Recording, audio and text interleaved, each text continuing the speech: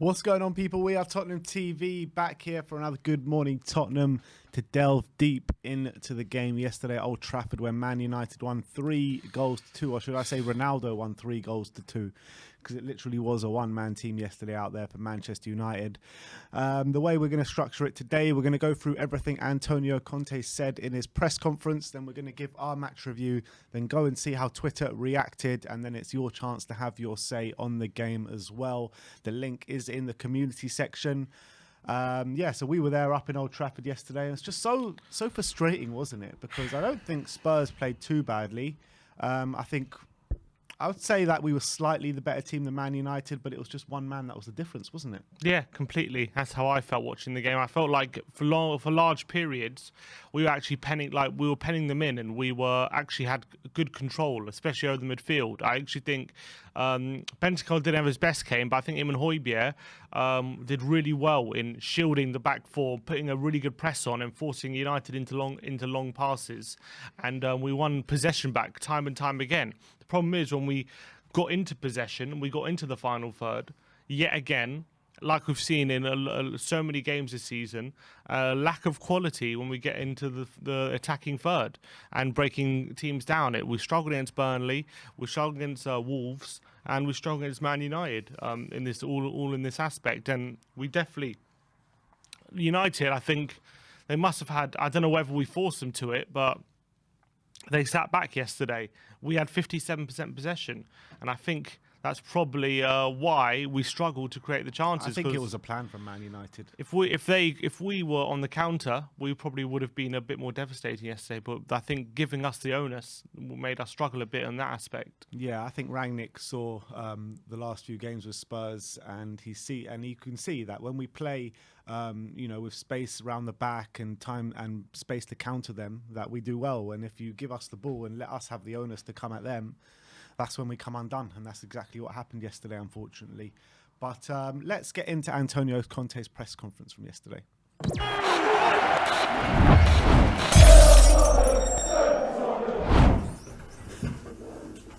Antonio, do you say, well, that's Cristiano Ronaldo, or do you say we could have stopped perhaps all 3 goals? It was an amazing performance to Cristiano, but unfortunately I know him very well and this is not a surprise for me. We are talking about a player that with Messi, they are the best players in the world of our era, no? And because before it was Maradona and Dembélé, and in my opinion we are talking about a player that is decisive, and in the moment that the team needed of him, he's always present. I remember very well also on the Champions League group of Manchester United that he was decisive to go through to the next round. And he's a player that feel this type of game.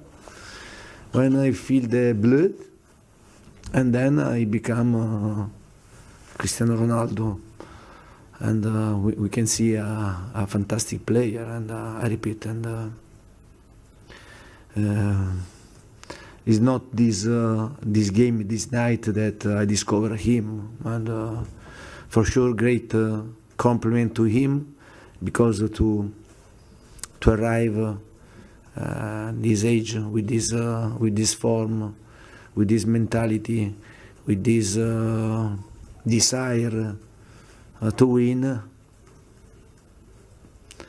you have to do only great compliments to your opponent. Yeah. Antonio, your team has lost again. Yeah. Why is that happening, and how do you sort that out? What is happening, and I'm the first, I'm the first to tell that if you want to be competitive, if you want to improve your level, and you have to try to before to work a lot, because this team in this moment needed to work a lot in many aspects at the same time, and you have to be stable and to keep a good result in every moment. Instead, we are doing up and down. Don't forget that in the last 5 games, and we scored 3 goals to Manchester City away, 4 goals away Leeds, 5 goals Everton, 2 goals here against United away. It means that the team is improving and is creating chances, is scoring a lot of goals, but at the same time I think that we have to try to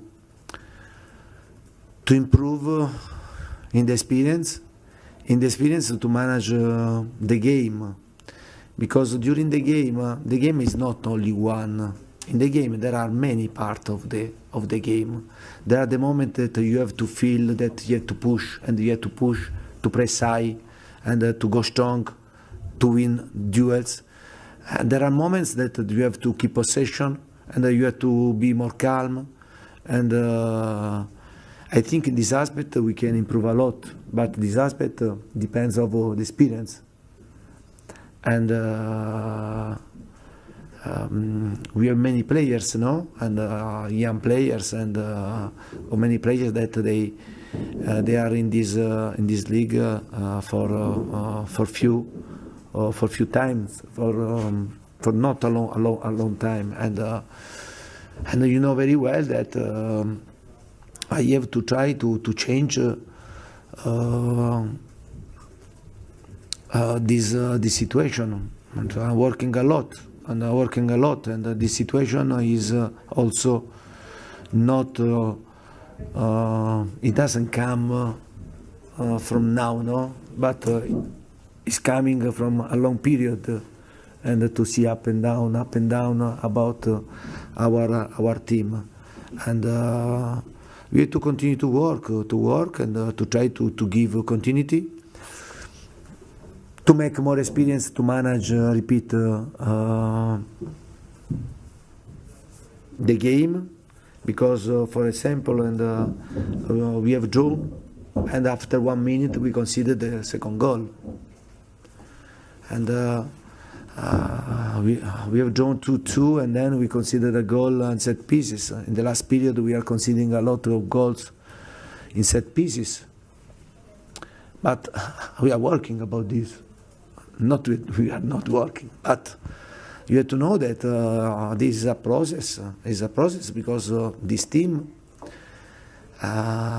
is a team that need time to grow, to improve. But I think that the improvement, you can see the improvement, a big improvement on the pitch, and or someone is blind. Well, but you are seeing the improvement that this team is doing on the pitch. But you have to know that this part of the process, that you need time, patience, and then to try to do this. But I want to push my player. And because our ambition has to be to try to stay very close to the top 4, and I want to take this responsibility, because I repeat, we are working a lot, and I'm seeing a lot of improvement. We need to have a target, and to give us emotion, to give us the possibility to push ourselves. Then I repeat, we have to be disappointed, because honestly, the game today, the game we deserved much more, not only to draw.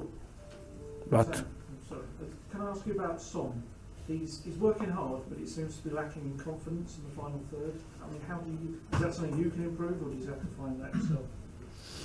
Yeah, but it's difficult now to speak about single player, because in the last game against Everton, he was devastating, and Sonny and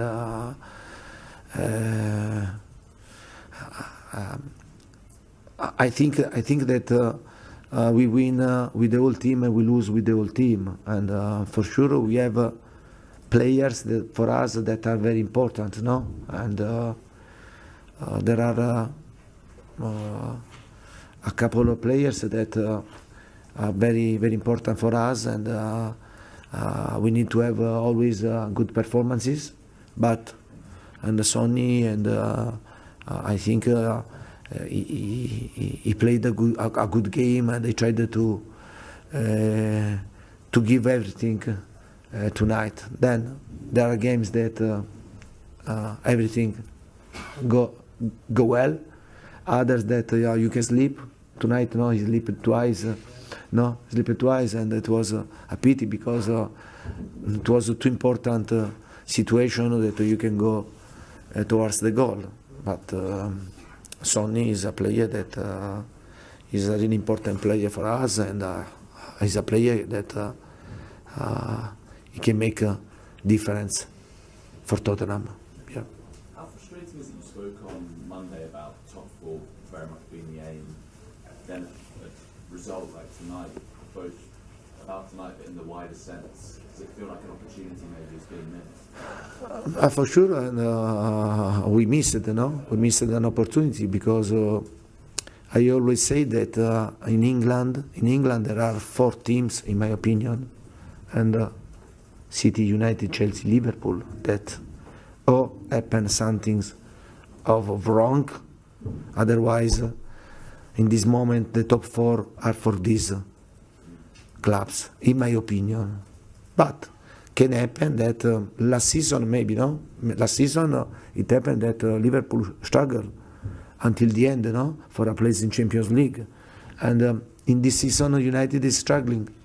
And in this case, in this moment, there are 3-4 teams, and including Tottenham, that we have to try to stay very close, to fight. But at the same time, I repeat, and we have to be frustrated, for the defeat. But at the same time, to come here, at Old Trafford, and to play in this way, to come back twice against United, and to show that we are a good team, I think that this is positive in one end. In other hand, is negative because despite the good performance, you lost the game, and I hope in the future don't happen this. If you lose the game, you lose because you play badly, and not after this performance. Because I have seen my players in the dressing room, and they were very sad, But from tomorrow, and we go to analyze the situation and to try to improve the set pieces, because I repeat, we are conceding a lot of goals in set pieces. Yeah. You said that this team needs time. Are you patient? But I think that every day I like to go to the training ground and to work with these players. I think that this I'm doing a fantastic experience, because I'm enjoying my time in Tottenham. For sure, a difference, a different situation if I compare my past, because in the past I fought to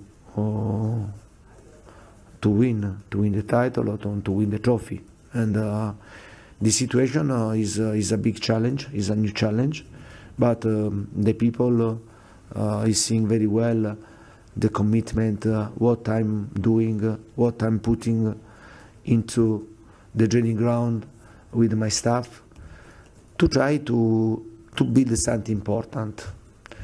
And as I always say, that I have patience, and I like to work. I like the work that we are doing, at the same time, and I want to be very clear because I don't want to lose my ambition. This must be very clear for everybody. And I repeat, I hope that we are in the same way. And yeah. Thank you very much. Okay. Thank you very much.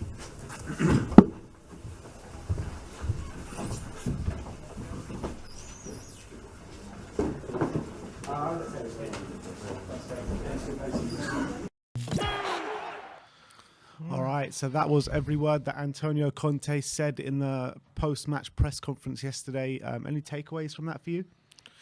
I think he's obviously a lot calmer than he was in other defeats we've had, like against Burnley and stuff, when he's threatening to leave. And I think he was quite pragmatic in his assessment in terms of praised the performance, praised our mentality to come back twice from losing positions, but ultimately frustrated, ending up with the loss. And I can understand that, but I think the ending bit was interesting. He said he's patient, he's willing to work, but he doesn't want to lose his ambition. And I think that's another message being sent. Yeah, definitely. And I think that he's willing to stay here beyond this season. It's clear for everyone to see that. And it's all about if the club is willing to match his ambitions. And if the club is willing to match his ambitions, then he's happy to stay here. But if not, then why would he stay here? He's not the time man to do that. Exactly. But, he's talking about set pieces and the amount of goals we're conceding from set pieces and stuff, which is disastrous at the moment. Another goal. But, I see a lot of people actually in the comments talking about that our set pieces have dramatically... We've started conceding a lot of set pieces since Romero has come in the team. And I was like, come on, we've been conceding set pieces for a long time now. We've been very weak from set pieces for a long time now. So I don't know how you can just blame it on Romero, albeit he is a culprit in a lot of the set pieces recently. But it's just been an age-old problem for Tottenham, hasn't it, defending set pieces? Last season, how many times we bang on about it? Set pieces. If we didn't concede goals from set pieces last season, we probably would have sustained the title challenge, to be honest. Literally, they'll get there. How many games last season did we draw 1-1 or lose 2-1 because of a goal from a set piece and we were well in the game? Yeah. Happens so often. It's been a long time problem for Tottenham, and organising from set pieces is something we need to work on. Everyone, I know, also from the set piece, everyone says, why is Doherty marking Ronaldo? Doherty's good in the air. So, I don't think it should be... look, Ronaldo has ridiculous leap. We saw that yesterday. It's not sometimes there's not much you can do if the ball's good enough and his leap is that good. No one can leap as... Why do you think he scored so many headers in his career? Because no one can leap as high as him. And sometimes only so much you can do in those situations. But I don't think having Doherty on him was the reason we conceded. Well, I do think Doherty maybe could have done more, but as you say, it becomes very hard when you're coming up against Cristiano Ronaldo, probably the best in those situations. Look how high ever. He jumped. It was ridiculous. I'm saying the best in those situations ever, not even just now in world football, probably ever. I'm saying Doherty's not bad in the air, though. He can win. He wins quite a few headers. Yeah, but the thing is that when Doherty went to challenge him, he kind of I don't know, it was a weird one because he kind of leant forward and didn't challenge him properly. I think he tried to put him off. He tried to make sure he didn't get good contact, but the leap was a joke from Ronaldo. Yeah. All right. Well, anyway, let's get into the match review from yesterday. Obviously, Manchester United won 3-2 at Old Trafford in what could be a very damaging result in terms of the top four race. The way the game started, I think Man United started on top, obviously with that goal, that Ronaldo goal. What can you do about that? I mean, a lot of people blaming Eric Dyer for it, and maybe Eric Dyer could have done more to block it, but it's just an absolutely stunning goal, isn't it? Lloris had no chance with it, and when you go 1-0 up like that, I don't think you can have too many complaints. You have to say when a player scores a goal like that, you can say all you like about, Dyer should have blocked it and he should have done better, which I can all agree with. Dyer should be getting closer to him. But you have to say, a goal like that, you just got to hold your hands up sometimes and say that is just top class. That is world class from Ronaldo. It's an unbelievable strike. The way he's powered that into the top corner, it's unstoppable, I think. And it's difficult to portion blame and say this guy's at fault and that guy's at fault for that goal. Yeah, every single goal you concede, someone could do better, every single time. But sometimes there is also world-class play. And yeah, people could have done better with what happened. And from a Tottenham point of view, there's always things that can be done better. But you can't always criticise all the time and say, when someone just smacks one in from the top corner from 30 yards, you can't always say, oh, it's just shit defending. No, that's world-class play from Ronaldo. And that's what he can bring, and that's what he brought yesterday. Unbelievable strike, and he made the difference in that moment. And I think they probably started on top, United. I think we were growing into the game when he scored that goal. And then that set us back a bit. But again, we conceded. Every time we conceded, we responded. Yeah, we did. And, we responded. I thought that we were playing well in terms of, I felt like in our first quarter and the last quarter, it was where we were playing our worst football. But once we got it to the midfield and then when we got it to the attack in Kulu and stuff, I thought we were doing quite well. But then once we got it into their quarter, we just took too many touches on the ball, taking too long on the ball, too slow in our build-up play as well. And I think that's what hurt us yesterday. And if we were quick, decisive actions, I really think we could have gone there and won yesterday. But I just felt everything was just a bit too slow yesterday. Yeah, I felt... There was how many times did we look? I turned to you and say, that's good football again. Like how many times? Like in the first half, especially, we were playing some really good football at times, opening up United in various amounts of opportunities. I think Kulusevski on the right-hand side was doing really good stuff. He was giving their defenders a torrid time. Son was breaking the lines without threatening too much, but he was getting in interesting spaces. The wing backs were getting really high. I question whether Doherty could get forward as much as he did in the previous games, and I think he did. No, maybe he didn't have the quality he had in our previous games. He was definitely really getting nice in positions from Matt Doherty going forward at times yesterday. Yeah, and we were like before. Maybe a few weeks ago, you're worried when Højbjerg or Dyer is switching his play to Doherty and whether he can hang on to the ball. But yesterday he was. Every time he was getting on his chest, he was winning headers, and he was getting well up. I thought Reguilon was getting in very good positions as well on the left-hand side, helping out Sonny.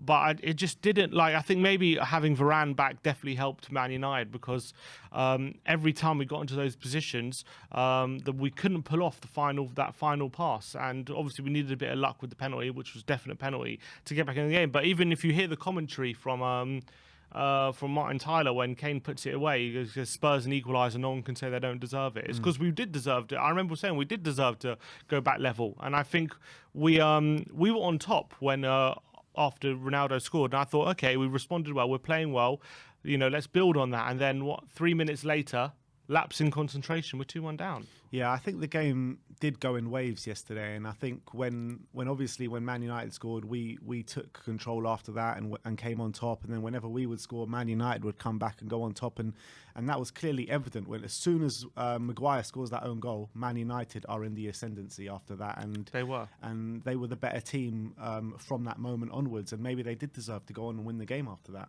Yeah. So first of all, the goal, the second goal. Happens 3 minutes after we get back in the game. At that point, you've got to just shore things up. Make sure you go into half-time at least 1-1. Don't concede another goal. And it's such a poor goal to concede as well. The line is perfect. Reguilon is just having, I think, a lapse in concentration because the line from the Spurs defence is absolutely perfect. Everyone is in line with each other. You can see by the cut of the grass exactly where everyone is. And Ronaldo and Sancho are both well offside, but Reguilon hasn't stepped up with the rest of his teammates. He's the one lagging behind, and I think he has to take a big portion of the blame because I think the other defenders can see the United attackers, and they let them run off because they can see that they're offside, and they were well offside. But Reguilon, really disappointing that he's kept them onside. And not only that, the most annoying thing is I hate when players do this, where they're the ones keeping team players onside, but yeah, they're the ones who have their hand up and saying... that's what I was about to say. It's not just that he straight away is flagging his arms and arms like that, but there's a moment, maybe he wouldn't have got there, but he's the one with the pace that can do that. So, and he's the one closest to the ball as well, because he's the one keeping him onside. You see Davis darting, trying to get back, trying his best to get back. Reguilon should be trying his best to get back, but instead he's looking at the linesman and waving his arms. Exactly. It's just saying, It's he's very offside when he's the one keeping him onside. It's just. And I would say with Doherty, Ronaldo does get in behind Doherty, and yeah, I know you're right in what you're saying. In Reguilon was the main culprit, but I do think Doherty should have a bit more awareness and maybe try and block the run or something from Ronaldo. From Sancho. I was looking, but I've watched it back. He sees Sancho run past him. It's not. I don't think it's a case of he doesn't know what's happening. I think he sees what's happening, and he sees the lines. He says, I'm just gonna let him run because he's offside. But regularly he didn't account for Reguilon being a step behind, and that's a big shame. Obviously, then they go 2-1 up very quickly. We end the half trying to get back in the game, but obviously we ran out of time between the second goal and the end of the first half. But we definitely ended the first half with a bit of, all right, we're still in this. If we can get the next goal, we still can win this even. And I think we started the second half strong. I think we were pressing really well. I thought, as much as I know Bentancur's coming for a lot of criticism and fair criticism as well, because I think he lost the ball in way too many occasions. And this is a constant theme from Bentancur now. Yeah. I mean, as much as he plays well in games, he just loses the ball in too many dangerous needlessly areas. as well. Like there's options, areas. and I said said this before, and I'm really starting to see it now. There are times where he has the ability to drive forward. We've seen it, like against Everton, where he has space to drive into, and he's got a bit of power and a bit of pace about him if he really goes for it. And sometimes as well, he's in space in the middle of the park. And instead of looking forward for an option and taking responsibility himself, he likes to lay off responsibility to someone else. He'll play a short, safe pass and then move position. He won't take responsibility to either drive forward or look for a defense splitting pass himself. And we've already seen in his short time at Tottenham, he has quality, he has power, he has the physicality. And I don't know what it is about him. Maybe he needs more confidence in himself and his own ability, but sometimes he needs to take more responsibility on the pitch. I feel like he shirks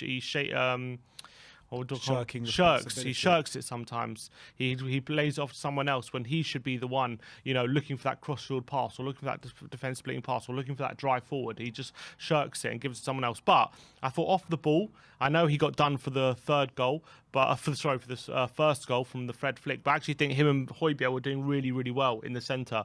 They were really pressuring Fred and Matic. They struggled to get involved in the game. And Fred played decent, but I think how many times that touch from Fred for Ronaldo's goal was world class. Yeah, but brilliant. How many times were we penning them in and then they were forced to go long and we were just picking the ball up back in defence and penning and we were sustaining the pressure really, really well. I think structurally United were really struggling they did have the odd counter-attack, but they were really struggling to build up play themselves when they had possession of the ball. That's why we had so much possession. I think we were doing quite well at that. And I think when we got the equaliser, it was good build-up play. Kane laying off to Romero, into Son laying off to Reggie, and his cross obviously ends up in an own goal. But I think again it was a good team move, and it was a good piece of play. And you're thinking at that point, 20 minutes to go, Tottenham are in the ascendancy here. It's 2-2. They're just bringing on Cavani now, putting two up tops. They're throwing caution to the wind. You know there's going to be space for you if you can get it right. They just tick off Matic, put on Cavani. So all of a sudden there's going to be that space opening up. And you're thinking we're going to go on and win it. And then again, we cede control of the game. I don't know what it was, but maybe I don't know whether United stepped up or we just took our foot off the gas. But as soon as we scored, United got on the ascendancy again. And they were the ones who ended up getting the moment of magic. The fact of the matter is, however you thought we played well or whatever, we were structurally good. The facts of the matter is we didn't trouble them anywhere near enough as we should have done. In the second half, we had 0 shots on target, 1 shot off target, and it's nowhere near good enough in terms of chance creation, especially as much as we have the ball. And it's something that we see time and time again with this football team. If you give us possession, we can't create, and that's another situation that we saw on the pitch yesterday. And also the fact of the matter, when you look at the goals we scored, they were lucky. both of them were very, very lucky. Kulusevski does really well to do Sancho, nutmegs him and does him again. But, you know, Tellez sticks his arm out and that's a penalty. That's a lucky penalty. And our goal that we scored, Reguilon gets it in the box very luckily, not very luckily, but very well. And Maguire sticks out his leg right, it goes in the back of the net. But if that ball goes through, Romero is miles offside. So both of those goals, in my opinion, I think it was were touch very and lucky. go. No, I think he was clearly offside. I think the angle makes it, distorts it. I think it was touch and go. I'm not so sure about that. I think, well, if you look at it again, I think you can see he was offside. Maybe it was touch and go, but he was offside. Anyway, yeah, there was a bit of luck there, but I don't think. First of all, you create your own luck, and I think, for example, Kulusevski on the right-hand side, as much as it was lucky to get the handball, he did so well to maneuver himself into across the position. I think it was for the second goal as well. It was a great team move to get us in the box and force the error. So I get your point. They were lucky goals, but I think again, what my point being when I say structurally, I think we were pretty good, and I just think the way Conte has us playing, and he has us playing football, like, gets us into so many good positions and opportunities. It's the lack of quality from individual players is letting us down at the moment. If Conte had players who are up to the task, it would be a different story. But unfortunately, right now, he's doing the best of what he's got. I think yesterday was the best of what we could do. And I think when you're up against a player like Ronaldo, who can make the difference in those kind of situations, you just got to hold your hands up sometimes and say, that's supreme finishing.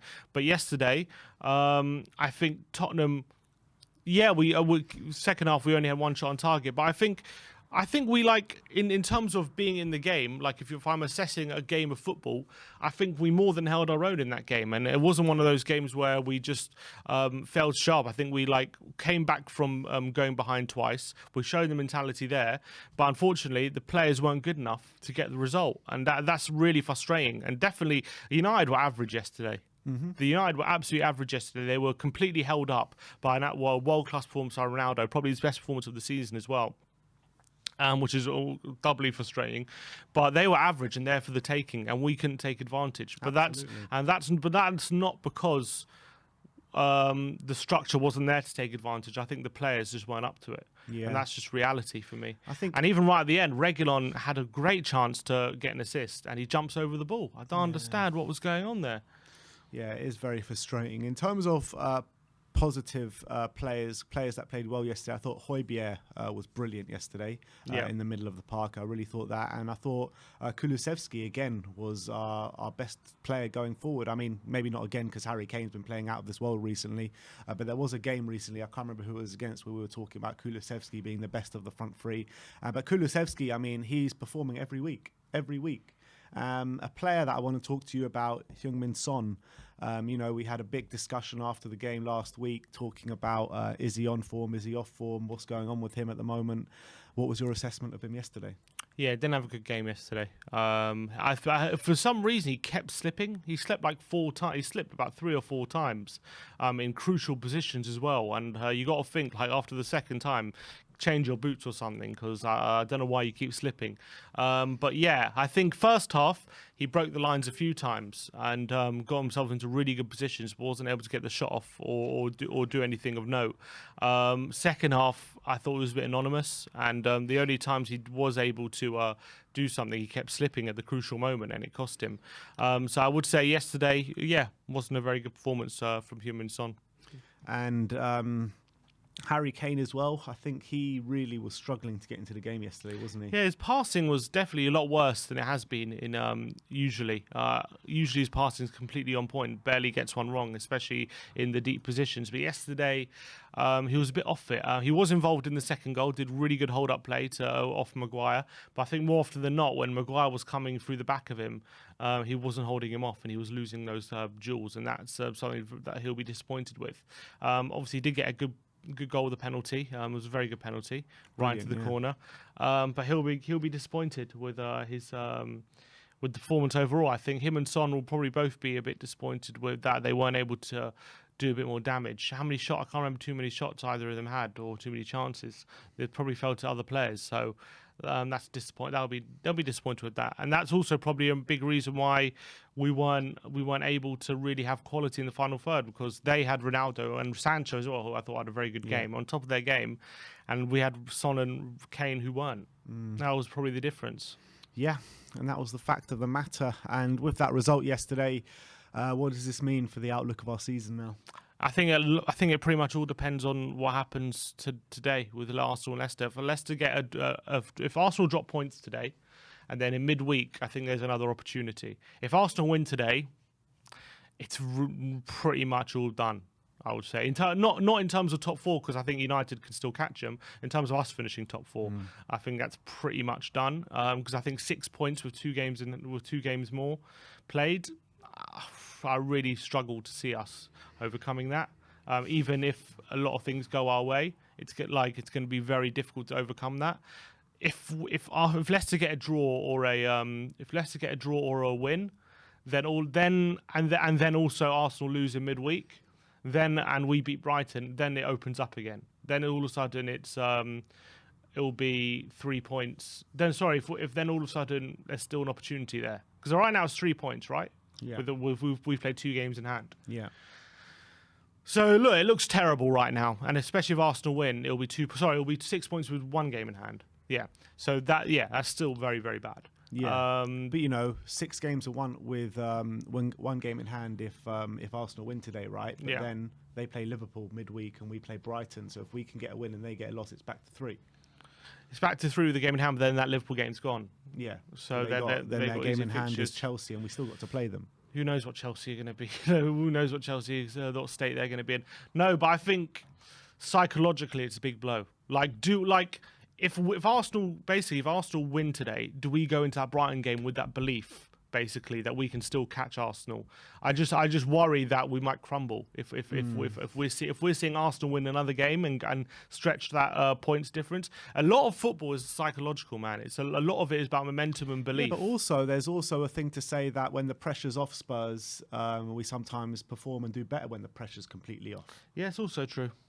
That is also true. So maybe it would help us, but we just got to pray Leicester get something today. I really do. Otherwise, our chances right now are probably 30% to get top 4, and they probably dropped about 10 if Arsenal win today. That today's result's massive. Yeah. All right, well, that is our match review of the game yesterday. Tottenham losing 3-2 at Old Trafford. Now it is time to go to the tweets, and let's see how Twitter reacted to that loss yesterday. Yeah, we'll get that one sec.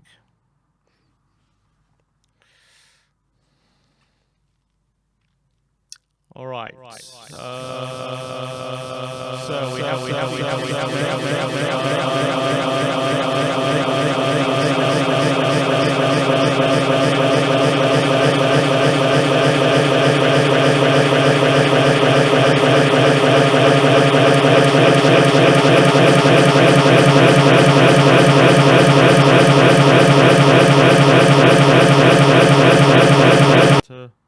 you have to mute it.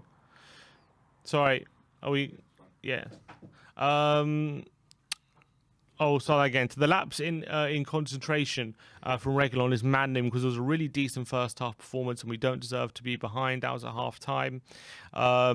It was so frustrating because we'd worked so hard to get back in the game.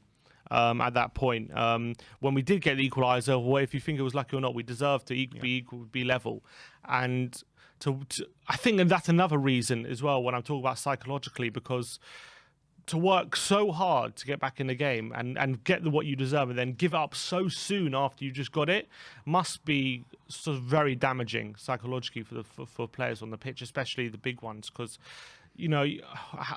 how when you're putting in that extra effort, it's so demoralizing when you get what you've deserved and then you give up straight away. It must be really demoralizing for the players. Absolutely, and you've seen with this Spurs team before how fragile they are mentally.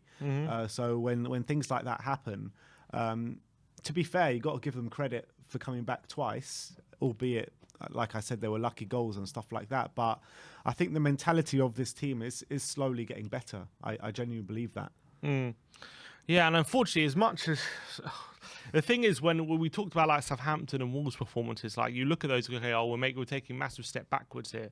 I think that when I think about performance yesterday, I don't think I think obviously the result was a massive step backwards. I don't think the performance was though. I think the performance as a team was more what we want to see from the Conte team, for being very strong, being physically dominant over the opponent. I just think when we just came up against an inspired Ronaldo, I think that was the difference. That was literally the difference. And when Ronaldo's on that kind of form, when he wants to do stuff like that, there's very few teams, very few players that can stop him in his wake. There really is, because best player of all time, if not one of. Yeah, and he's still doing the business, isn't he? Jack Pitbrook says it was interesting first half overall. Tottenham looked pretty good on the ball, creating chances, but after switching off like that and being punished, they've left themselves with a lot to do, but not much reason for Conte to change things at this point. And I think I was right. I didn't expect changes very early on in the second half, and Conte didn't make changes until late, and he brought off Kulusevski for Lucas, which I think was a mistake. I think Kulusevski was playing better than Son. I would have taken off Son. And Lucas actually really frustrated me when he came on as well. With Kulu, though, I thought he had a really good game yesterday, but I did feel like he was tiring in that second half. He was tiring. I think that's why Conte went for Kulu instead of Son.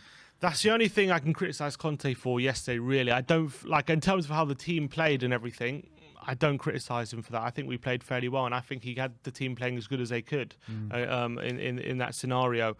And look, Conte didn't change things, and we did get the equaliser, deservedly so. But again, we just ceded control as soon as we scored. You look at the Brentford game yesterday with that amazing assist that Christian Eriksen did. Just one. We need one ball like that. That's exactly what we needed on the pitch yesterday. How many times you saw Doherty and Reguilon and like Winks when he came on, and other players just swinging across with zero quality on it, just like going. Even Kane yesterday was swinging crosses out of play. Like, we just needed one cross, that cross Eriksen did yesterday. We just needed one of those to go away, and we have players who can do the damage. We couldn't do one. I haven't seen the whole games, but I've seen 2 highlights now of 2 Eriksen starts for Brentford, and I'm already sold. Get him in, man. I'm already sold. Even if he's a sub in these kind of situations where we're looking to break a team down, he would be so invaluable. I wish we had that kind of quality in the squad. I think we took it for granted, man. Of course we took it for granted massively. Look how much we've detrimented our creativity since he's left. Massively. It's crazy. No one can do anything like Eriksen used to be able to do for us. Only Kane, and he can't do it to himself. Yeah. XG philosophy, the XG essay, United 0.99, Tottenham 1.7. Tottenham winning the XG battle, losing the game. And I think the XG battle shows that we were well in that game, and it was. I think that tells a story. I think United what was scoring. The XG? 0.99 for United and 1.7 for Tottenham. 0.99 for United, and they scored 3 goals. Yeah, and 3, yeah. And that, I think all 3, except for maybe the second one, which big chance. But I think even the header, as much as people say, we could have done better, it was a fantastic header, man. It's a really difficult header to pull off, and he's just unbelievable. That's classic Ronaldo hang time, isn't it? That's just classic Ronaldo. How many times have we seen him do that over the years? So many. And not only just seen him do that over the years, but in the money-making moments of games, in the last 10 minutes. Yeah. I remember Sir Alex Ferguson was, I think this was his last season, Madrid played United in the Champions League knockout, and it was at the Bernabeu, and Ronaldo scored one of those headers, and he said, when I was on the touchline, I think he said Evra was marking him or something. He said, I was screaming at Evra on the touchline. I was going crazy at him. I was like, how the hell could you let Ronaldo do that? I was going to bollock him at half time. And he said, just before I went into the dressing room, I just took another look at the replay, and I was like, I was like, there's no way Evra could have jumped that high. It was going to be impossible. There's nothing he could have done there. It's not his fault at all. And he said he didn't say anything in the end. Look, as much as we could say our players have got to be doing better in these situations, in those situations, when you come under the wrath of Cristiano Ronaldo in that form, in that mood yesterday, there's very little you can do, unfortunately. Exactly. The fact of the matter is, if you're relying 9 times out of 10, Ronaldo doesn't score that first goal. If United are relying on Ronaldo to bang in a goal from 30 yards to as a game plan, more often than not they're going to come short. But yesterday it worked out because he can pull it off. We know he can, but 9 times out of 10 that flies over the bar, and maybe we take the lead. You know what I mean? It's different. And what was our XG yesterday? 1.7. 1.7. So, just very frustrating. Yeah. There was the shithousery from Romero yesterday, but it came back to bite him a bit, didn't it? Going in on Maguire. Dan says an XG on a penalty is high though, and if you take that penalty out, the XG wouldn't be 1.7. It would still be over 1. I think the XG on a penalty is 0.6 something. Not when Harry Kane's taking it. No, definitely not. Thiago wants Conte backed. He says, "What the f is this defending?" And he's zooming in on Dyer. I think trying to block the shot. To be fair, as much as I want to say what a great goal this is, look how many players there are around him, and one of them has to get closer. That's true. I can't deny that. One of them has to get closer than this. Come on. Yeah, and Dyer's the one that needs to get closer. Dyer's there. Romero can get closer to him. I think actually, if you look at the move, how it progressed, Bentancur had him, and then Bentancur thinks he can nick the ball off Fred when it's played into him. But maybe he was a bit naive. He just maybe he should have stayed on Ronaldo, because as soon as Fred flicks it over, Ronaldo's got space. But yeah, I think Dyer is way too scared of him dribbling past him or something. He's got to get way closer than that. Yeah, for sure. I think this defending is poor. He's just got his hand behind his back. If you're going to do that, get right up close to him. Don't leave him with space. Yeah. And I do agree with that. I think it's poor defending, but you can't take away from that effort from Ronaldo. Yeah, I think you got to say it's a world-class strike. You have to say that. That's just there's only so much you can do from that with that kind of goal. Let's be honest, though. I felt like every time United came forward, I felt like our defence was shitting it every time. That's what I really felt there in the stadium. I think on the counter, yes. I think when they had periods of possession, I think we were okay. When they from open play, when we were solidly in our structure in line, I think we were fine. But when they got the chance to counter with Sancho, and mostly Sancho, to be honest, they were looking threatening, 100%. Yeah. And Sancho had a very good game, I have to give it to him. Yeah, he did. Matt Hayes says, man, this is so frustrating. Bentancur's way too slow in possession. The final ball was lacking all round. We're well in this, though. The game is there for the taking. That must have been during the game. This one says, people questioning our mentality, but we came back from behind twice and deserved to win the game. I honestly put this down to a lot of bad luck and just one of those effing days where you don't get what you deserve. It wasn't a lads, it's Tottenham day like many before. Yes. I mean, yes and no, because I think that, yeah, we were good in some situations, but we were bad in other situations. Like I said, I felt like in the first quarter, our defence wasn't good enough yesterday. And in the last quarter, our attack wasn't decisive enough yesterday. But in the middle of that, in between that, I thought we did all right. I think if we put in that performance, if you play that game out, again, more often than not, we probably win. But I still think it's not like one of those games where 9 times out of 10 we win. It's probably like 6 out of 10 we win. I said after the game, my gut feeling after the game, a draw would have been a fair result yesterday. I think a win would have been a bit of a snatch yesterday. I don't think it would have been a snatch, but I don't think we deserved to win. I think we were the better team, but just because you're the better team doesn't mean you deserve to win. You have to deserve to win. You have to be the much better team for me. If you're just slightly better, then it's like you're probably a draw is a fairer result. Yeah. Seb Jenkins says, Man United were there for the taking and Spurs dictated periods between Ronaldo's goals. Unfortunately, world-class quality and defensive mistakes from nothing don't go well together. Plenty to like from the game, which makes it all the more frustrating. Spurs should have won. We don't like dictating the game. We like sitting back and springing on teams. Correct. And Man United did a job on us in terms of letting us dictate the game. But I think we looked a bit better than we did against Burnley. We were getting in better positions and with a bit more quality. But when push came to shove, we just weren't able to find that piece of quality inside the penalty area. But that also was Burnley and the way Burnley set up and the way that Man United set up was completely different. I think Burnley literally sat in their shape for the whole game. At least Man United. They had no attacking intent at all. Yeah. Man United did. It was different in my opinion. Those two games. Fair enough. Charlie Eccleshare says, teams going for fourth are by their nature inconsistent, but Spurs are taking it to the extremes. They'll likely get more opportunities because the teams around them will drop more points. In brackets, I suspect Arsenal will drop 5 points in their next 3 games, but they need to start taking them. And that's what I've always said. The opportunity is always going to be there. It's whether we're good enough to take them. At the moment, we're not. And we're too inconsistent to take advantage of other teams dropping points, and that's just reality. Look, what I would say is, on the flip side, I think past 5, ever since losing to Wolves, we've I think performances have definitely got better, and that's including yesterday. So that's a positive. And you know, Leeds and Everton, we scored lots of goals. Even yesterday, we did get 2 goals in the end. So we're still scoring goals. We just got to make sure we go on a crazy run from now to the end of the season if we're going to do anything. We need to pretty much win every game.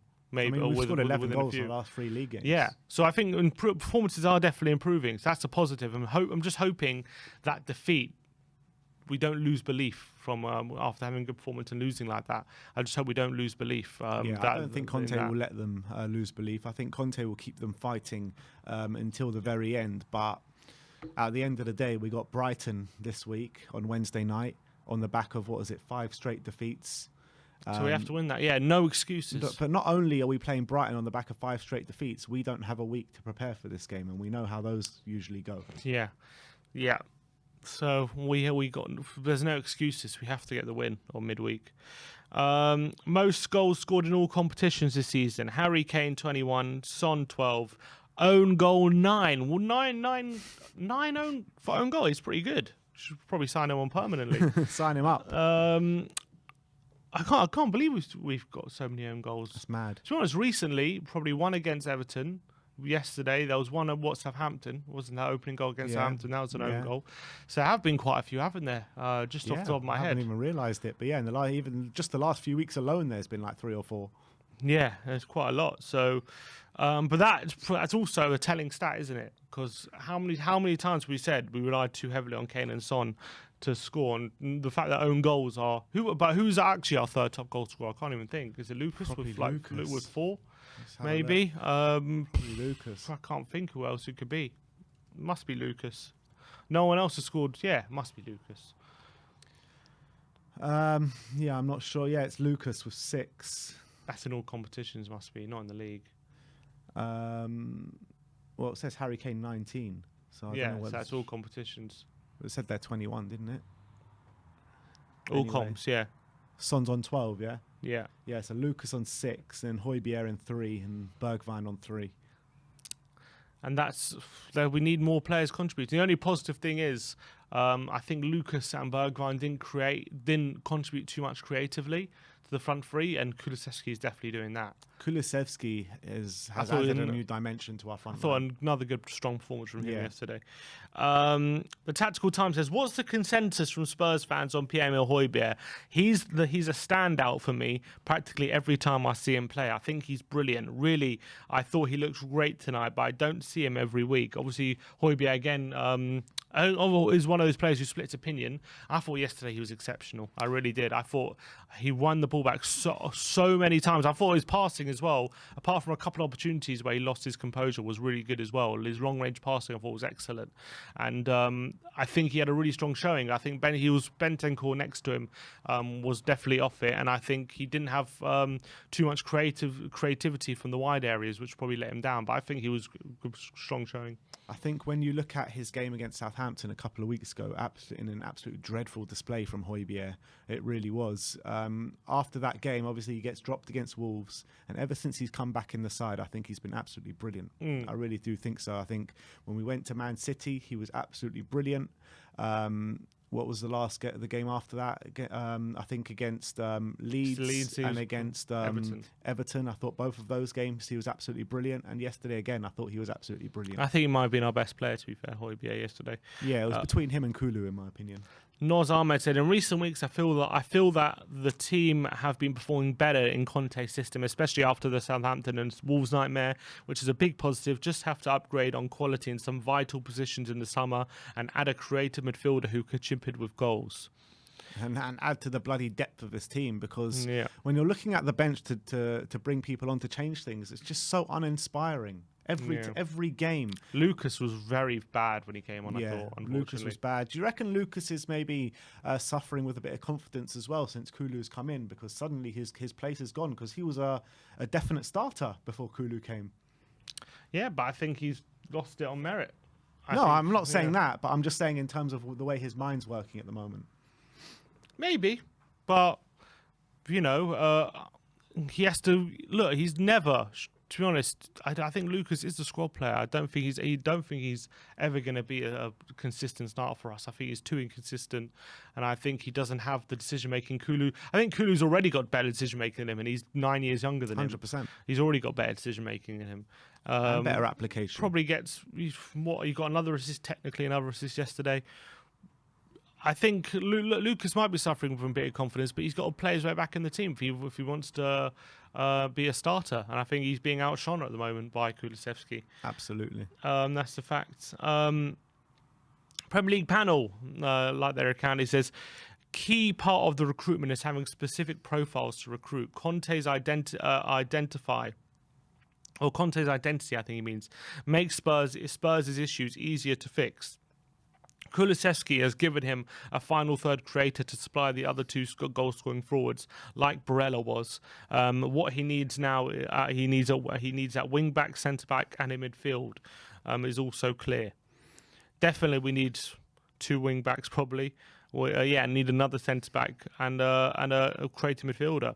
This is what he said. This is what they suggest. He's saying centre-back, 2 centre-backs in Bremer and Pau Torres, left wing-back in Mela, right wing-back in Lamptey or Baku, a deep-lying playmaker like Neves, and a centre-back like Kessie Anguissa or Calvin Phillips. So not asking for much then? Not much, yeah. That would be a very good window, I tell you. How much would all that cost? Kessie would be free though, wouldn't he, if we got him? But Kessie ain't coming. Neves, I told you, Neves is the really one I really wanted. I really think he's. If Neves comes in, for argument's sake, I know it's a very unlikely scenario, but let's say if Neves does come in right in the summer, who's our starting 2? Is it Bentancur and Neves, or is it Neves and Højbjerg? I'd probably have Neves and Højbjerg, yeah. I think that's probably our best 2, maybe. Or we could even put a 3 with Bentancur, Højbjerg, and Neves potentially as well. I just think we need someone like Neves in the centre. We don't have that profile for centre mid who's willing to take that passing responsibility on himself and willing to take the ball in the central position. I'd love Eriksen as well, but Eriksen will have to play one of the forward positions. I feel. Eriksen in Conte's team in Inter Milan with a played 3 a bit deeper. In a 3, yeah, he can't play in a 2. No, though. yeah, in a 3. Yeah. I'd love Eriksen. Yeah, get him. I'd love him. Bring him in. He'd also be one I would definitely consider. Premier panel again says Spurs shouldn't treat Conte as a short-term manager either. They should back his identity to the hilt in the transfer market, because even if he leaves after a few seasons, Inzaghi is now showing at Inter that it's possible to build on Conte's foundations if the quality is high. Absolutely spot on. Absolutely spot on. We have to follow Conte's vision 100%, because he leaves when you look at Jose Mourinho, he leaves clubs in a worse spot. For the most part, Conte leaves clubs in a better spot, and he leaves them ready to win in the future, even post him being there. And I think that's absolutely spot on. And even look at Tuchel at the moment. I'm not saying Tuchel's copying Conte, but the system, like Tuchel before going to Chelsea wasn't used to playing. He usually played 4 at the back before he moved to Chelsea. I know he at PSG did 3 at the back a few times, but most of the time he played 4 at the back. That was his formation. And I think maybe he looked at the profile players and thought 3 at the back, using how Conte used to play, was the best way to go, especially when you got players like Alonso and stuff at left wing back. I think you're seeing a lot of how Conte plays in the way Tuchel uses Chelsea's 3 at the back. Yeah, for sure. I completely agree with that as well. Tottenham's Hugo Lloris says we need to improve, but but when you look at the game, you can see the direction we want to take as a team. Look, I don't mind this quote, but it goes off the back of Harry Kane saying, "Look, we need to stop saying we need to learn and we need to improve. We need to take responsibility." And unfortunately, yesterday, I think the players have to take responsibility yesterday for what happened, as much as. But when you've got a squad that we've got now, and it's clearly not good enough for what we want to do and where we want to be, how can the players take responsibility if they're just not good enough? They have to be responsible for not being good enough. Yeah, well, I think more people at this club need to take responsibility, and that's the people higher up for letting us get to this situation. I just get frustrated when people people getting on Conte's back, saying Conte is not. I'm not saying he is blameless. I'm just saying, like, if you can't see how we're playing on the pitch isn't down to Conte. Like, everyone's trying their hardest. The structure is really good. We're getting into how many times we're getting such good positions because the system is the structure in place. The patterns of play are getting us into these really dangerous areas and really good positions. And then it's that quality that when it comes to the individual quality, that's what's clearly letting us down for me, very clearly. Yeah, but that's not the player's fault. That's the upstairs' fault for not giving the manager what he needs. I mean, it is upstairs' fault in the bigger picture, but right now it is the player's fault. Well, if you're playing to the maximum of your ability, I mean, what more can they do? Yeah, but that's whose fault is it if the player isn't good enough? That's his own responsibility. Yeah, but there's only so much you can do, and yeah, how can they take responsibility if they can't do any better? How can they? Like, what does that even mean? Like, how can they take responsibility if they can't do any better, literally? It's just going to cost them their place in the team or cost them their place at the club. That's all I'm saying. Yeah. I just think I'm not saying they should be doing more. I'm just saying they're not good enough. And it's down to the individual aspects of a lot of these players why we're in the position that we are at the moment. Yeah. And that obviously falls down to the lack of investment and the lack of planning and preparation from the higher ups into where we are now in the state of the squad. But I think the manager's doing the best he can. I think the players are doing the best they can, but it's not enough. Agreed. 11 players have scored 50-plus Premier League goals home and away at one club, and Harry Kane has joined the list, apparently. No, sorry, Harry Kane's just joined... Oh, no, Salah's just joined the list. Harry Kane's on the list. Sorry, I thought it was a tweet about Kane. It's not. It's a tweet about Salah. This one has XG at United 0.99, Spurs are 1.82. But it says Ronaldo's hat-trick sends Ralph Rangnick's men back into the top four. The Portuguese forward was responsible for 92% of United's XG this evening. It's ridiculous. I think unbelievable performance. Tottenham have lost 5 of their last 8 Premier League games, as many as they had in their previous 20 in the competition. 1-12, drawn 3. Setback. Yeah, I mean, we have lost 5 of 8. There's no running away from that. That is the brutal reality of where we are. But I'm just hoping that improves in the last 11 games of the season. Yeah, well, the only thing you can do is hope. Sometimes you got to take a few steps backwards to go forwards, and I think this is a case of that now. And how can they say we've lost 5 or lost the 20 before?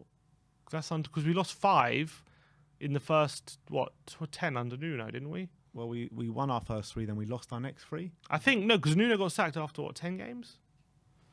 Something around that. I can't remember. Because I think he lost 5 and won 5. That was his record. Yeah, those stats don't seem. I'm not too sure. But then they're including the 9-game unbeaten run under Conte. And I guess they're including Nuno, including that and Nuno's. Yeah. That makes sense. Then it's first 20 games of the season we lost 5 games. Yeah, and now we've lost 5 of the last 5 in our last 10. So hopefully we got another unbeaten run. That's all we can hope for. But yeah, it's damning that, to be fair. It is, but sometimes you got to take a step backwards to go forward, and I think that's the case with Conte because he's come in, he's implemented a completely new system, he's imprinting his ideas on the team, and it's not all we're going to be rosy all the time, is it? I do believe we keep playing like we did yesterday. We should. We'll win more than we lose. Yeah, we should be in a. We should put ourselves in a position where we can win most of the games we've got left. I really believe that. When Spurs got the equaliser, Conte was pictured immediately streaming for focus. Less than 10 minutes later, Cristiano, 750 career goals, the greatest goal scorer in the history on a hat-trick. Ronaldo is given a free run on the penalty spot between defenders at a corner. Yeah, and I think players got to be doing better there to stop him, but at some point, sometimes you just can't stop him because that's his bread and butter, isn't it, Ronaldo? Yeah. But you shouldn't allow him to get a run on him, that's for sure. But it's such a good header, man. Of course not. No player scored more away goals in the Premier League in history than Harry Kane. That's pretty Sorry? crazy. Which one? He's the top goal scoring player for away goals now in the history. Wow, that's nuts. 94 goals away Bloody from hell, home. Alan Shearer scored a lot of home goals, didn't Yeah, so 200, only 90, less than 94 of his home goals were away. That's crazy, nuts. actually. So yeah, Kane, and he'll smash that as well. Premier League panel again says Reguilon air kicking the ball when it was a simple assist for Kane, and an acrimonious defensive line for Ronaldo's second goal was symbolic of current Spurs. Conte's processes are being implemented and they sustained pressure well, but the individual quality is too low in some areas. That's a perfect summation for me. I think that second bit, Conte's processes are being implemented and the sustained pressure, and they sustained pressure well, which I think was absolutely right. I think United struggled to build up any sort of passing moves and possession, and that was absolutely right. The individual quality was laying us down, and that's absolutely right. Absolutely. Yeah, I can't disagree with that. I can't agree with that anymore. And I think there's no more evidence to show why we should back Conte than how we're playing at the moment, and why he needs backing. Absolutely. And we could say the same about Pochettino as well. Yeah, a lot and of the probably time. Jose as well. And probably Jose as well for a lot of the time. Tottenham's last 15 results: win, lose, win, lose, win, lose, win, lose, lose, win, lose, win, lose, win, lose. Very The definition of inconsistent. Doesn't get any it's crazy. It's just crazy. We're actually so consistently inconsistent. Yeah, it's like you might as well lump a lot of money on Tottenham to beat Brighton, and then a lot of money on Tottenham to lose to West Ham. It's just that we haven't won consecutive games like in 15. That's crazy. 15 games out of consecutive win. And last but not least, someone's done some stats from StatsBomb and looked up the opposition goalkeeping luck meter and it calculates how often a goalkeeper it calculates how often a goalkeeper will overperform, because you have to have those stats like goalkeeper XG when they're expected to save something. And it says here that goalkeepers overperform against Tottenham the most, or second most. Only Norwich is more than Tottenham. You could say it's our bad finishing, but you could say Tottenham just come up against a lot of inspired goalkeepers, apparently. But we've said that over the years and many a time, haven't we? How many? Yeah, the record saves is against Tottenham, isn't it? Like the top 3 record saves is against all Tottenham. against Tottenham. Tim Krul, wasn't it? For Norwich, Newcastle. For Newcastle. David De Gea for Man United. And there was another one in there as well. I can't remember who it was. I remember Bars Myhill had a mad game against us once. Like Ben Foster always he's have a crazy game against us. Just every time we come against these keepers, they play out of this world. And apparently the keepers who underperform the most against Man United, obviously top, and then Chelsea. Obviously. So there you have it. That is how Twitter reacted to Tottenham's 3-2 defeat at Old Trafford. Very frustrating day at the end of the day. All right, let's get into some super chats before we start going to the guests. First one is from Bob Spur TV. Big up, Bob. Big up, Bob. And he says, we didn't win anything under Poch, but there was a change of culture. Obviously, Conte is striving for the same. Does he only succeed by a huge overhaul? Well, I guess we define how you define huge, but we definitely need a turnover of players. We need probably 2 wing backs. We need at least 1 centre back, preferably 2. I know we need another midfielder. That's 5. That's like 4 or 5 players already that we're desperate for if we want to implement Conte's system to the fullest. And so I think we do need that. Unfortunately, I think at the moment there's too many players in there that he's trying to just eke out the most that he can out of them, and sometimes he can, but sometimes it's not enough. It's like when a towel has been wet and you've dried it for so long, but there's that little bit of juice and you're just trying to get the water out and you just can't get Or like more. a lemon, you're just trying to squeeze a tiny bit more out of that lemon and you just can't. It's just every bit of juice has been squeezed out of it. But I think he's right.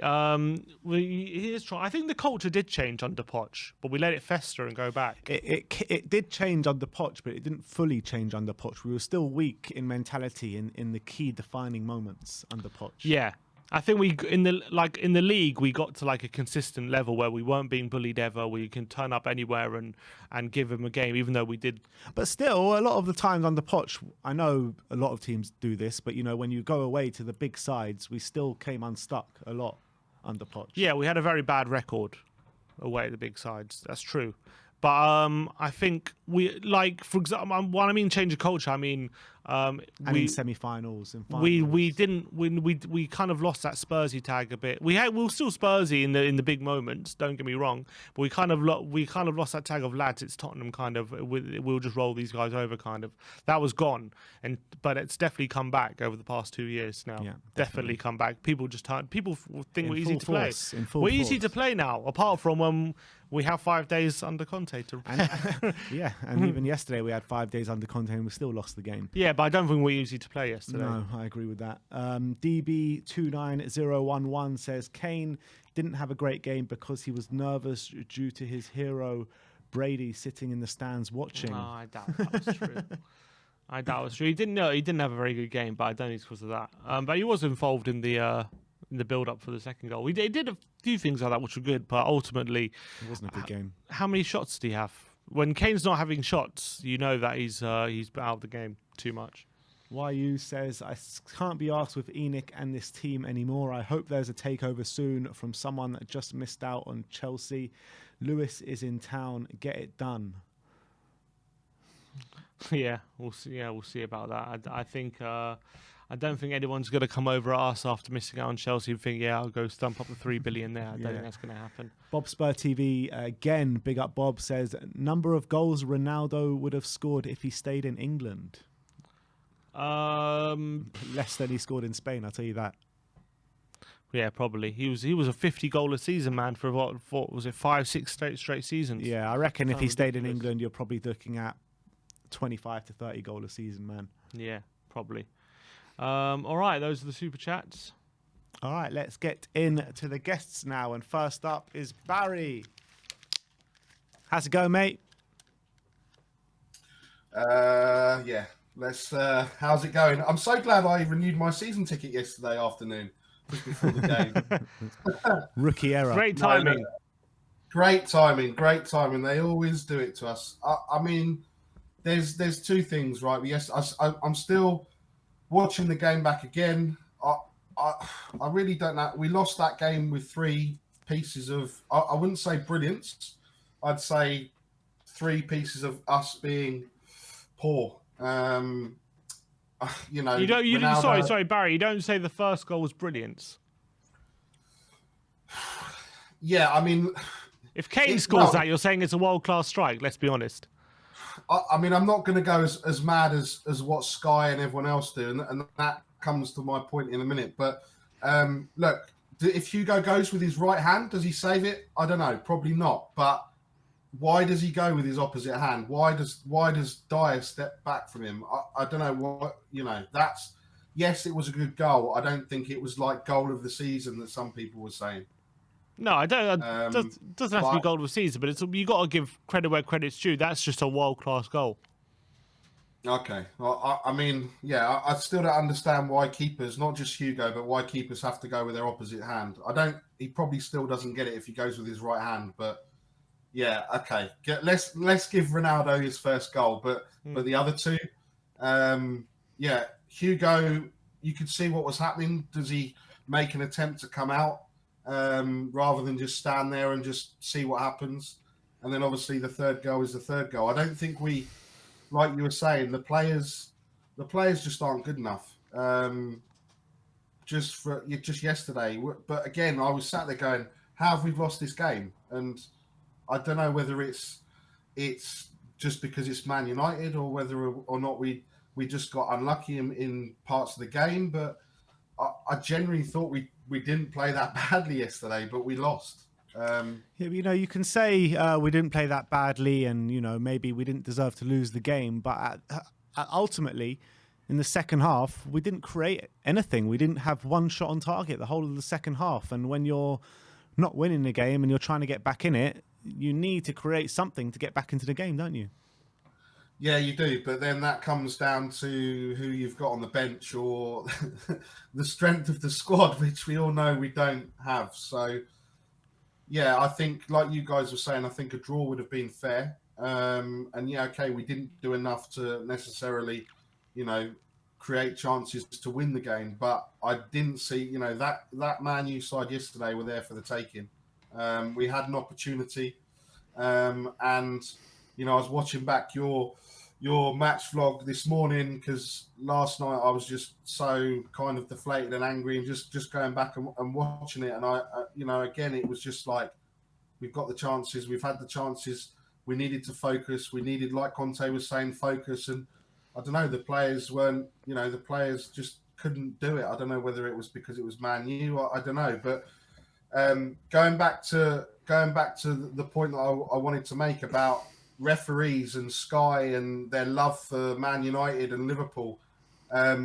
What the hell was John Moss doing with Pogba yesterday? Oh, yeah. He pulls down. I can't remember who he pulled down, Højbjerg or whoever it was, pulls him down, nothing. Dyer makes a challenge which wasn't anywhere near as bad as that and gets booked. Yeah. And then he just does it seems again, that- Pogba, doesn't he? In the Pogba- first half, he should have got 2 bookings. in Pogba that had first 2 half. big ball offences in the first half, unchecked by the referee, and then got a booking very late in the game for a horrible challenge on Kane. Yeah, and you've seen tackles like that potentially. I'm not saying it was, you know, it was reckless and it did endanger the player. So in theory, it could have been a red card, right? I mean, again, there was that tackle from Brighton's keeper yesterday, completely took out Diaz, made no attempt to get the ball, and it wasn't even booked. So again, it comes down to the consistency of the refereeing decisions and the consistency of VAR. And you know, unfortunately, I think Man U and Liverpool have got for whatever reason they just tend to get the luck, and yeah, that for me kind of killed the game as well, because there was decisions that were going that were kind of just when we were trying to get into the ascendancy, it was stopping us, and then we would get the yellow card. Dyer got the yellow card, and it was like, what, you know, what? I just don't understand it, but I'm trying to stay positive. I just think Wednesday's game against Brighton is going to be very difficult. They played really well against Liverpool yesterday. I watched that game yesterday lunchtime, and I'm very, you know, I'm very concerned in the fact that, you know, we're going to have to go there. And Liverpool didn't play well, and they came away with a 2-0 win. And we just need to rally around the players and try and stay positive.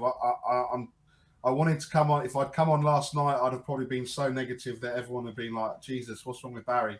But it's the hope. It's the hope that kills us, and it's the hope that sees us that we, you know, that we want to try and achieve something, and that's what we need to hold on to. We just need to find something inside so strong to keep us going. We do. We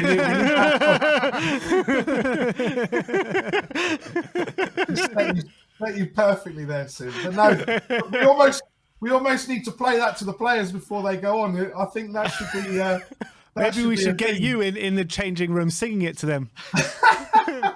Oh dearie me, that would be something they probably wouldn't understand. But yeah, we need to dig deep. We do need to find something inside so strong, and we just need to really, really, really just try and go for these last 11 games. There's going to be twists and turns. I said this the last few times. There's still going to be twists and turns, but yeah, if top 4's done, top 6. Do you think if Arsenal lose today, does the door open a bit again, or is it just done now? Like, regardless of where it happens today. I think that they've got a tougher run in. I would love to hope and dream and think that door would be slightly ajar, and typical in terms of results, Leicester will go and batter them, and then Liverpool will go and batter them, and then we'll be like, yes, top 4's on. We get a win at Brighton. We beat West Ham. We go into the international break. You know, we're well in it again. But I just can't see. If we talk about the last 15 games and that stat you showed with win-loss, the consistency is not there. We have to, you know, for us realistically to get there, we've got to win all our last 11 games. And I don't think, you know, we've got Liverpool thrown in there and West Ham and everything else. I just don't see it. But hey, I'd love to see it, and I'd love to stay positive, and I'd love to see it all, you know, come next Sunday, us being in a position where, you know, results have gone our way today and on Wednesday. But I just cannot see it, sadly. All right. Nice one, Barry. We'll speak to you soon. Always a great Cheers, call. guys. Have a good See day, you in a bit, mate. mate. Cheers. Bye. All right. Who have we got next? We got the Jorical. Jory, how you doing, Hey, my guys. friend? How you doing? Hey, Jory. I've been better. I've calmed down now. At least I'm glad I didn't call in yesterday. It would have been. I might have regretted some of the words I would have had those there. But yeah, I've been better for sure. When you look at yesterday, do you look at it as a step backwards in terms of how we played, or do you think that we actually played fairly well? We just came up against an inspired Ronaldo. Well, this is the narrative now. So, like, I would ask you guys, did you feel that United played particularly well, and the whole team? I mean, No, I didn't. No, I thought United were there for the taking yesterday. exactly. I agree. And was it Ronaldo that simply took it on him and basically carried the team for the win? Pretty much, yeah. Well, yeah, I think yes, but I think our defence did have a hand in that as well. True. But now, now I reverse it. So I'm sorry to say, guys, but everything that Ronaldo is, Kane isn't. Kane has the same mentality problem as the rest of the club. He now is consistently. It's becoming a part of his legacy to basically hide away, to not turn up for the crucial game. And I know you hate that narrative, but the stats speak their own language. And I think the only reason I'm bringing it up now is because the whole thing was set up as our own little final, as our own little competition, where Conte was talking about it. We should make this our own little Champions League thing, and Kane himself came out and kind of called out the squad to perform, to be there, to turn No up, more excuses. to make No more excuses. Exactly, no more excuses. And Kane, especially in the last half, he totally hid away.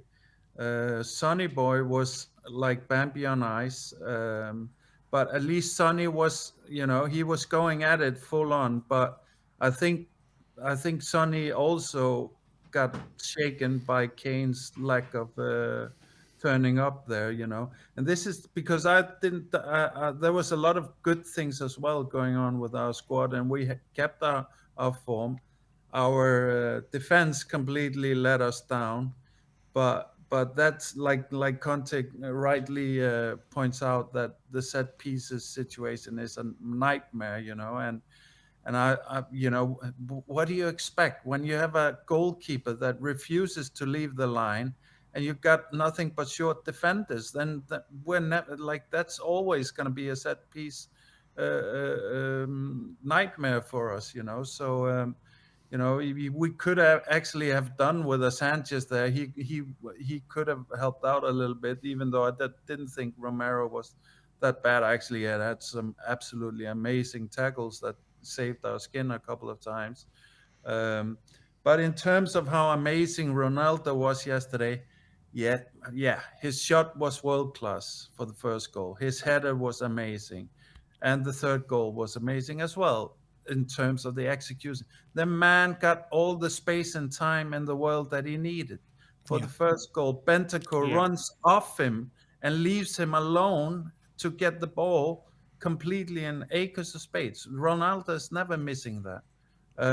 For of course, Ronaldo, I would kind of accept conceding the header. I mean, Ronaldo is a complete freak of nature when it comes to headers, and we are one of the worst, kind of, as we know. We need the goalkeeper to go out and challenge him for that. But I would say, at least for the header, he gets a run up there that should have been interrupted the whole time. And so I put that kind of on Conte, when Conte should have known better. When Ronaldo showed up for that game, He should have simply put it down to 1 or 2 men to man mark him the whole time.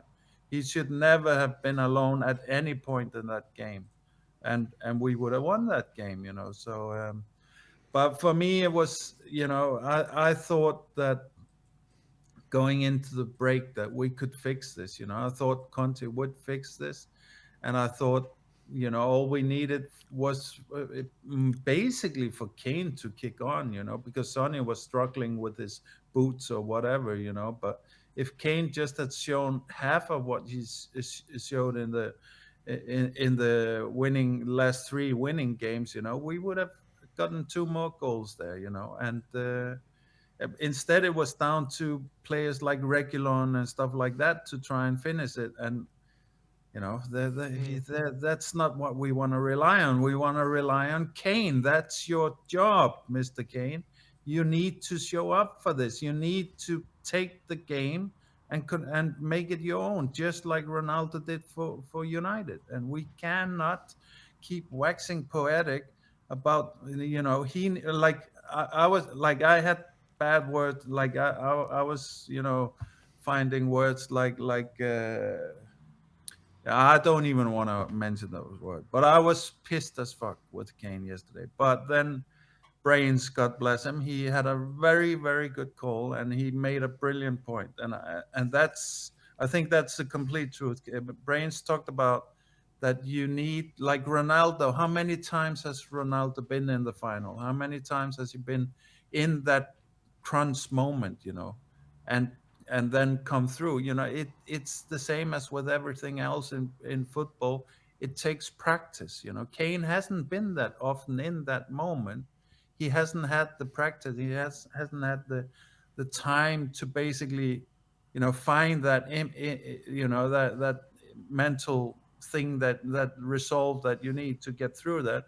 um, and I completely agree. I think it's definitely something that, like, I refuse to believe that it's something that's just, you know, born in and will never go away. I just think it's a question that he needs more opportunities to finally come through, and I think exactly Conte will be a guy that can get him through. I think Mourinho was that guy as well. You know, now we just need to make those situations where we're in finals, where we're in the crucial games come more often, and I'm sure Kane will get there. But Kane needs to be humble about this. Kane cannot act like he's above the rest of the squad or the rest of the club when it comes to this. He owns his own part of this culture, as do we the fans. We cannot try and keep, you know, our glorious Kane as shiny. We have to be critical of the lacking parts of his game, and to you know, I'll repeat it. I think this will go away once Kane gets enough time in these situations. He will stop choking. But I have to. The thing is, Jory, like, I agree with you, but let's be honest. If would this narrative even be a case if Kane wasn't playing for Tottenham? You know what I mean? Like, if he was playing for City or Bayern Munich or whatever, these crunch moments wouldn't be a problem. Because he would have so many opportunities, wouldn't he? Exactly, it's kind of like Tottenham. He gets like one every 3 years to show, all right, I need to turn up, and then it doesn't happen, and then Exactly. and then all of a sudden the narrative comes. Yeah, and exactly, and that's what I'm saying. I'm refusing to believe the narrative, and I think Brains nailed it when he said you need time on this as well as everything else, you know, especially maybe, you know, because Kane is mentally quite a good has his good tools, you know, but he is also very ambitious, and he takes the whole thing quite seriously. So when these moments comes, maybe it is a little bit overwhelming for him, especially when he has, you know, a million times had to carry the team, and he maybe sees stuff that he doesn't like, you know, where he loses confidence in his teammates, you know. But yesterday, it was definitely the case yesterday, Kane. If you've turned up like you're easily able to, and like your form has been, we would have won that game, you know. even with Ronaldo scoring his hat trick. We But how, would have. how frustrating, Joy, must it be? Like yesterday, we do such good work twice to drag ourselves back in the game. Like Exactly. it takes so much work to get there. I think the whole team were a part of that. I don't think it was just one or two players. I think the whole team. I agree. I think the whole team were doing really good, like pressing and Yeah. penning United in and patterns of play and opening them up. And we were just it was really hard for Tottenham to drag themselves back into the game twice, and then twice within a few minutes we're behind again. Like Yeah. how demoralizing must that be, especially for someone like Kane, who must be like sick of this carrying on always happening. Yeah, and that's maybe. I mean, that's maybe exactly the trigger you're pointing at there, and because our defense was acting very like the vintage old Spursy defense, in when the few times it came under pressure, it went there, and Crumbled. yeah, it crumbled, and like and maybe Dyer has the same problem, because it seemed like, when like the way I'm thinking now is when I see Romero out of position and just basically a lot of Spurs players not marking anybody really. It's I kind of say, okay, the communication must have broken down here, which I put on Dyer. I'm not blaming Dyer or anything. I'm just saying, like, when Dyer has a good game, he really he's basically commanding them positionally. He's taking care of everybody. He's in the right spot, and that was definitely not happening yesterday. But I also like, to talk about another leader in our squad. Hugo is like, this is not good enough. It's not good enough. You're world-class reactionary goalkeeper, but you cannot like leave it to your short defenders to take these crosses.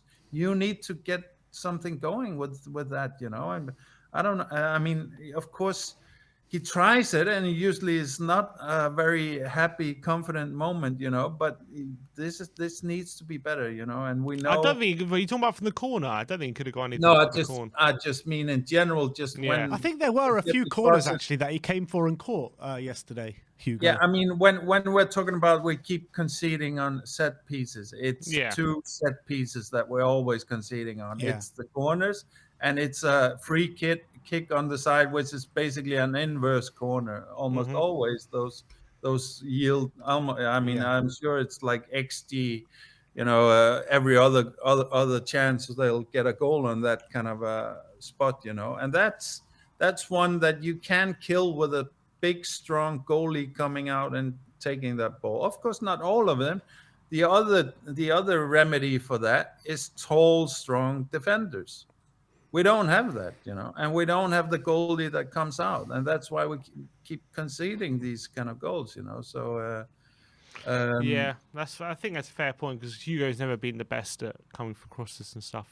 No, but and he's not the best at distributing either. But he is trying to play out, and I'm happy to see it. I would rather eat my hat than take the goal that comes off when he, bottles it.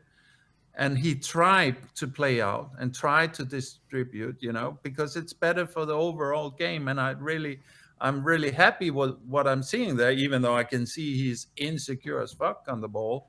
But he is at least giving a shot, and it's coming off more often than not, So that's what I want to see. But the same I would want to see for the crosses. But in general, like the first two goals were Bentancur lost his focus there and opened up for Ronaldo for me, because he was the guy that could have kind of interrupted his run up as well. So, but I mean, I don't want to blame it, because I agree. I think the squad in general showed good form. I mean, I think we should have won that game. It was only Ronaldo showing up and dragging them through the win to the win. So. Jory, if we keep that kind of performance level up from now until the end of the season, is there a possibility for us to finish in the top four? Yeah, I mean, if Arsenal bottle it now, and let's hope so, and all of that, but I have a hard time trying to. Although I get pulled into the excitement of the top four again, of course, because I know, because I also feel like Conte now is becoming more and more Spursy. To be honest, I would want him to be ripping everybody after that game, and ripping Kane and everybody, because it's not good enough. It's not, and ripping the club maybe most of all, and that's maybe like he at least sent them a message there, which I feel. But it's also maybe Conte saying, I like being here and I want to be here, but I'm pretty sure you're not going to do what you need to do for me to stay here. So that's also how I read that message, but he's kind of leaving it to the board, like, if you do the right thing, I'll be here. But are you going to do the right thing? That's the big question, Yeah, I think you know how all the fans are thinking on that one, but only time will tell, won't it? Yeah, and I think and like also yesterday I was thinking, like, more and more, the longer Conte is here, the clearer. Not that I was ever in doubt, but the job that Mourinho did for us was much, much, much better than anybody is giving him credit for. I I think, agree with that completely. So yesterday, and even yesterday, I would say Mourinho would have probably had one up on Conte tactically, because Mourinho is better at kind of tweaking it and utilizing special little quirks that can be weaknesses, whereas Conte is more about playing his system and so on, But True. but and I don't want to, like, so to answer your question, I would definitely say anything is still possible in terms of the other teams that have all been inconsistent all season as well, so you never know. It wouldn't surprise me if we actually get into the running again, but for me, once again, it's about getting the squad to where it needs, first of all. And if we get there on the second last game and Conte is happy and wants to stay and the club backs him, then I'm fine with it. Then it's okay. Even, of course, I want to play Champions League football, but for me, the fourth spot has almost become a curse. Because for me, it's kind of like, if we don't get it, all the bad shit gets. So I almost feel like it's the fact that we're in the conversation has almost become a kind of a line in the sand in terms of all like Conte leaving, Kane leaving, and so on. So it's almost like you could almost rewind a couple of months and say, let's just get way out, way far from top four, so we can just concentrate on rebuilding our squad. But because it's almost if we do get top four, then Enoch can say that all their decisions have been justified in a way. Yeah, exactly. Well, it's both ways, I mean, I'm happy that Enoch would look good if we get to top four, but I'm much more worried. And I think, have we ever seen Enoch not use anything as an excuse for not spending? The thing is though, Jory, with that sense that because Conte's here, I think it's a bit different. I think if any other manager was here and we make the top four, Enoch can use that excuse. But because Conte's here, even if we get the top four and they don't fulfill his ambition, he'll be off. So I think it's a bit different if Conte's here. Exactly. But if we don't get the top four, Ben, then Enoch can muddy up the narrative once again and split the fan base. It's like, well, we didn't get, so we're not and Conte was unreasonable. What do you expect? We don't get that revenue, and we need to have a sustainable business model. Blah blah blah. Yeah. The same mantra we've heard so many times before. But if we get top four, I would really love to see how the freak Enoch in people are gonna try and turn that into being an Enoch in situation if they don't back him, because I mean, how many managers can we now go through, of the elite level, and we still sit with the same squad and the same results and so on, and that's what I'm fearing. I don't think, that's why I'm fearing, like, because I feel like Conte right now, the last press conference is almost, him being more Spursy than the other way, and then us being Conte-esque, and to me it says a little bit maybe that he doesn't have great expectations for his project, so Well, Jory, only yeah. time will tell, my friend, and that time is coming up. So we'll see what happens Yes, there. we'll know soon enough for sure. Exactly. Yeah. So, Jory, All thanks right, for coming guys, on today, great my job. friend. Cheers, and, Jory. Take care. Bye-bye. See you soon. soon. Come on, you Spurs. All right, let's keep you on. There's a super chat there. I can't see it anymore. Did you From see it? Tommy Castillo, he says, "Hi boys, I just came on here to ask if anyone else is sick and tired of watching Lloris just stare at the ball and go in the back of the net." I think he did it for the header, didn't he? But I don't think he tried for the other two. I think I'm not sure why people are blaming Lloris yesterday. I don't think he was at fault for anything, to be honest. I didn't see too much problem with Lloris. All right, but let's bring on our next guest, and that is Michael. Hey, Michael. Yes, hello guys. So first of all, sorry for coming again because I was on a post-match show, but actually I've slept the game a bit and have some points to bring up. And I will start with the positives because I got that list in my mind and I will go through it quickly. Mhm. But let's start with the individuals, and I want to talk about Kulusevski because plenty of callers talked about him already. But I wanna big up Højbjerg really much for that game. He pretty much pocketed Pogba, at least in my eyes, and that's the thing that worried me about this game was that out of 11 players on that pitch for United, only one turned up, and it was enough. Maybe Sancho too. So let's say 2 out of 11, right? And maybe Varane as well. yeah, okay. Yeah, so maybe like one was world class, one was really good, and the other one was good. And the rest 8 of them were average at best. Yeah. And I actually think that we kept our shape well. And even though there were a couple of like bad passes, problems with covering players, I think that we played our game plan really well. And I also wanted to big up Lloris. I know that plenty of people blame him for that game, but in my eyes, there was not much he could have done about any of those goals. Like the header was not savable. He would literally have to stand right there in front of the ball to maybe defend it.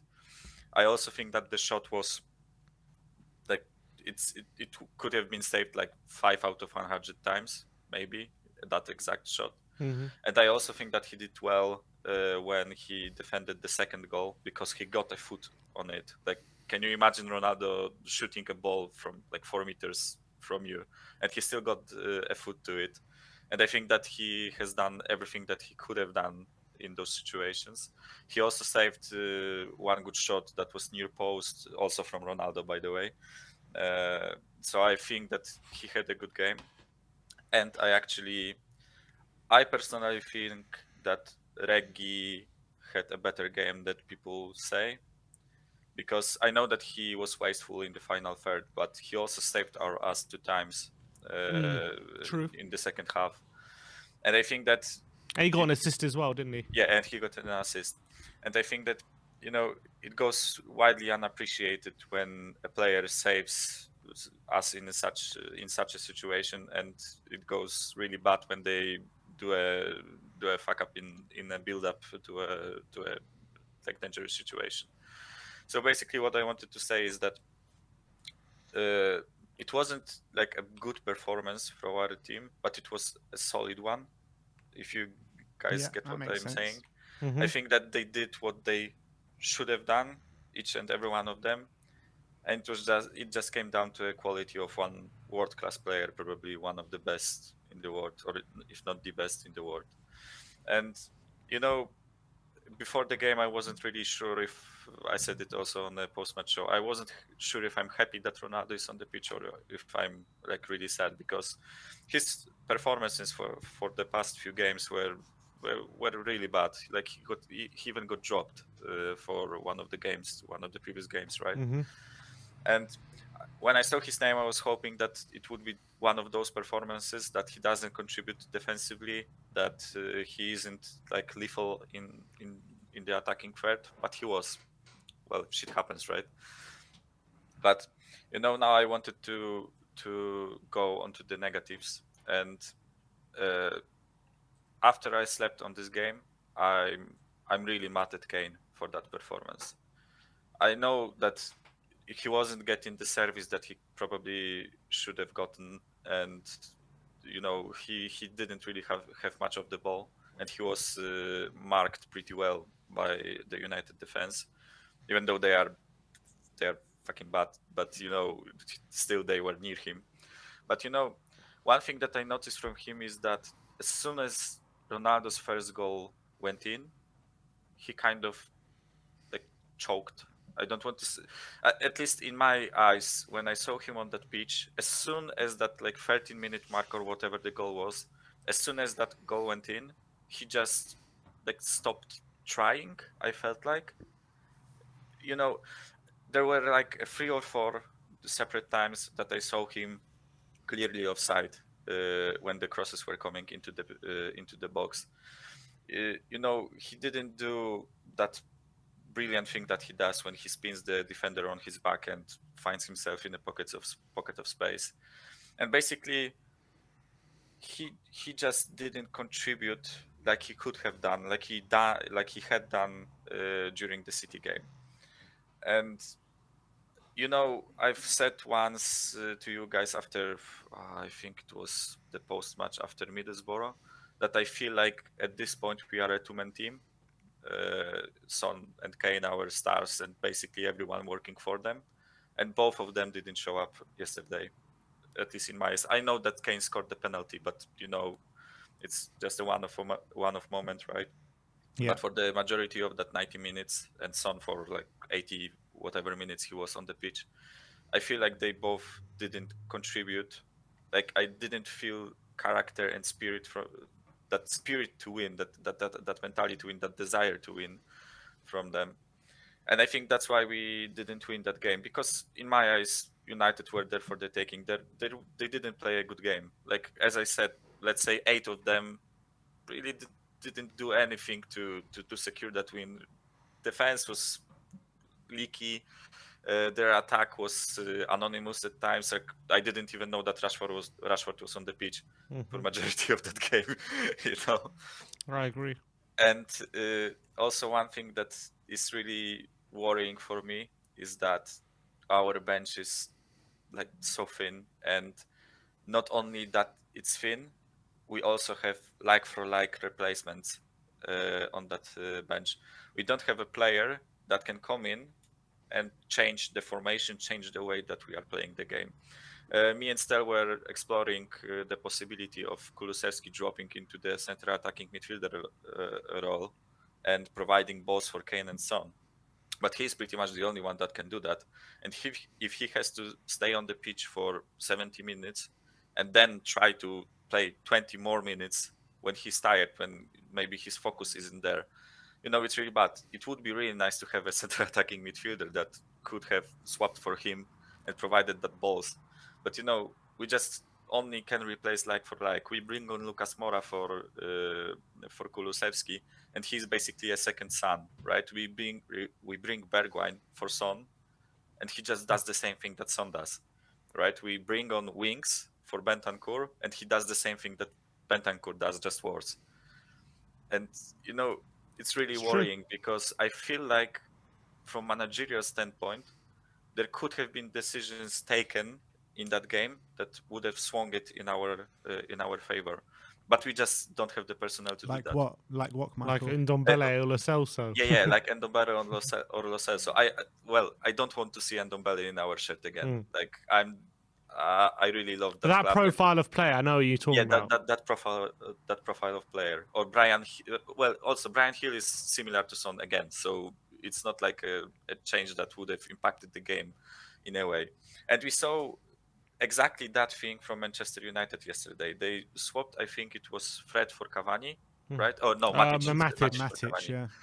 Yeah, they swapped Matic for Cavani and went to a 4-4 basically, and they immediately posed much more attacking threat than we did, than they did in that But game. Michael, equally, we could have taken off one of us three centre backs and brought on a Lucas Moura or Bergwijn to give us more options up there. Yeah, but same thing. Like when they went to a 5 at the back, like what does Lucas Moura do in this situation? Lucas Moura excels when there is pockets of space that he can run into, like dribble through one or two players and then pass the ball or take a shot. But he was brought on at like what was it, 70 odd minutes, 70 something minutes, when United already were low blocking and they perfectly knew how to hurt us. It was from set pieces, right? And that's exactly what they did. And I feel like that there wasn't much that we could have done with our bench in that game to win it. At least that's my point of view. Even if we brought off one of the defenders and brought Lucas Moura in, I don't feel that like he could have impacted that game in any shape or form. And also one good thing that Jory brought up was that our defenders aren't strong, let's say. I mean, in the air and in man marking, because like Romero, except Dyer, of course, Dyer is because he's a big lad and he can muscle off some attacking players from the opposing team. But that was a game for me for Joe Rodon or Sanchez to step up in the end of that game, and if we wanted to go for a draw, they could have secured that game for us, secured the draw, because they are better at set pieces than Romero and Davies, at least in my eyes. And I'm just really sad about this game, because I for the majority of it I felt like we could have won it, and easily could have won it if our two stars stepped up, but they didn't, unfortunately. And I know we can't like demand like world-class performances from them day in, day out, like every game, because they're just human beings. But that's the sad part about our team. And I'm really worried that even if Conte gets backed in summer, like you have to at least replace 5 players from the starting 11. And then on top of that, you have to buy another like 4 players to provide options for Conte to change tactics, to change formations, and it cannot be done in one window. And I'm so sorry that I'm sounding I sound depressing, but I'm just really worried about the future of our club. Oh, Star came in in the background, but then again, like I'm just really worried about the future of our club, and even if Conte gets backed. No, again, sorry for sounding depressing, but no, I just had to like voice my opinions, and I had to have an outlet. So sorry, guys, to use There you go. That's what this is for, my friend. That's what this is for. But no, some great opinions there, and thank you for coming on again, Michael. Yeah, pleasure, always. Good to see you, Michael. Yeah, we'll see you soon. Good to see you guys, and have a nice day. And to you. All right, that was Michael. And next up is Rovshan. Rovshan, how you doing, buddy? Hello, can you hear me? Yeah. Yes, I can hear you. How are you? Thanks, fine. What about you? Yeah, not bad, not bad. What was your assessment of the game yesterday? Yeah, I thought generally tactically we were better, but players pound for pound they were better. Obviously, Varane, Ronaldo, Sancho, these kind of players were differences.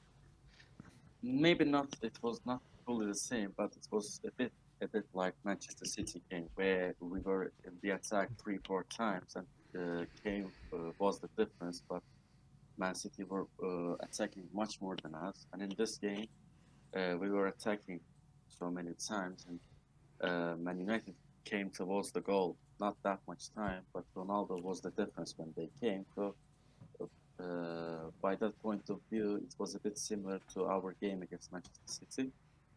Yeah, generally, I think if Elanga or Cavani starts instead of Ronaldo, we win that game. They defended well. It was like Telles, Varane when we were coming from the wing, or maybe in the center. Varane was very good defensively, I thought. And yeah, if we are talking about positives, it was not the game where Manchester United played all the game like last time we played them. We were playing, we came back twice and we wanted to get something from that game. But again, yeah, just that one player was the difference, unfortunately, and our main players was off yesterday. Still, we got some goals. Like Son was slipping so many times where we could have some dangerous situation. Pivotal moments, weren't it? Every time he Yeah. slipped. Yeah, and Kane's touch was off yesterday. Like I remember, maybe in the last minutes, Reguilon gave him the ball and he touched very badly, and I was frustrated that this attack was also gone. Yeah, it can happen. It's one of that off days for our players, but just it's so frustrating now. Win, loss, win, loss, win, loss. It continues like that. Not 2 wins in a row for a long time. Yeah. And just I think, yeah, when we found the goal, when they found the goal, so they just normally didn't attack as much as they wanted. So when we found the goal, it was so easy for them to come and find the goal again. So I didn't understand. I just blame maybe one of our midfielders and our defense for that. I didn't understand the second goal at all. Like, yeah, they were so much on front foot. Our defenders, maybe they thought Sancho was going to be offside. Yeah, but he wasn't. And unfortunately, miscommunication and just, yeah, it's just frustrating. I'm not convinced that like it means that Everton was so bad last time. I don't know where we are at. Like, are we a good team, good performing team, or bad performing team? I don't Welcome to know. supporting Spurs, Rovshan. Yeah. You'll never know. We've Yeah, been supporting Spurs for over 20 years and we still don't know yeah. where we stand with this team. 4 days ago, I was so happy. 5-0. Now I'm so sad. Like, it's Just look like at our that. form. 15 games, win, It's lose, just win, too lose, much. win, lose, It's win, just lose, too win, much lose. for our 15 emotions. games in a row. Yeah, much just, for our and emotions. It's hard for fans to just manage the emotions of themselves. Win, lose, win, lose. How to? I don't know. 1 week happy, 1 week sad. Yeah, it's just like that. So that's why sometimes when it's like that, you just got to look at the performances, not the results. And in terms of performance yesterday, was it at least in the right direction? Yeah, I just thought we played well. Just again, 2 players I would mention, Ronaldo and Varane was the difference. That's it. They didn't like. Yeah, that was all. And that means United have much better squad than us, and it was obvious. It was not a secret.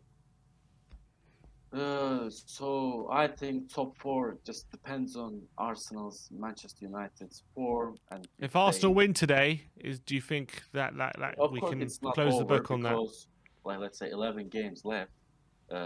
Yeah, Arsenal need to have, like, for us, Arsenal need to have bad run of games, and then it depends on us to win our games again. So I think just 1 game left for us that is not winnable. I think it's Liverpool away. Other than that, we can win. Just when we will play the low block teams like against Burnley, against Norwich, I think by that time they will be relegated, so they will not take that seriously. And just like team like Brighton, we generally perform against teams like that where they attack and we find spaces in counter attacks, and Kane's don't make the difference. So I think we can not easily, just we can win against Brighton.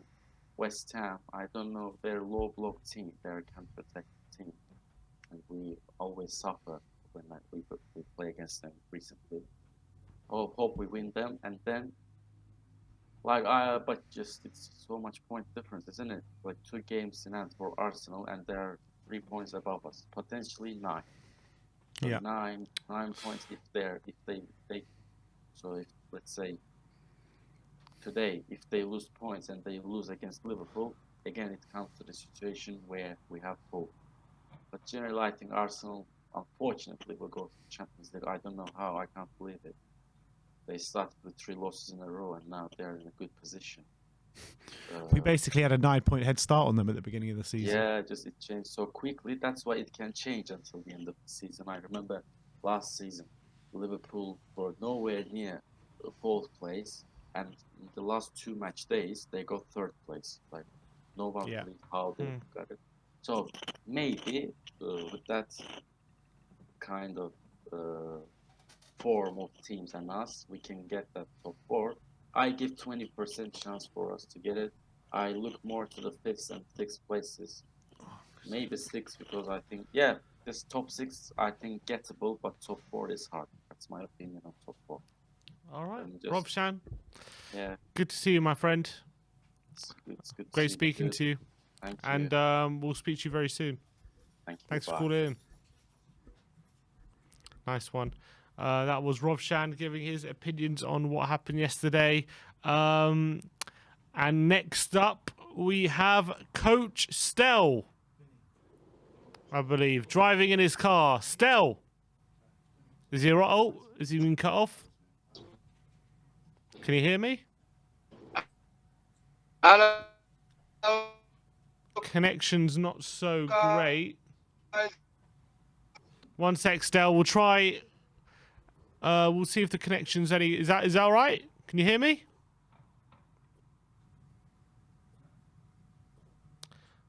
Stell, try reconnecting.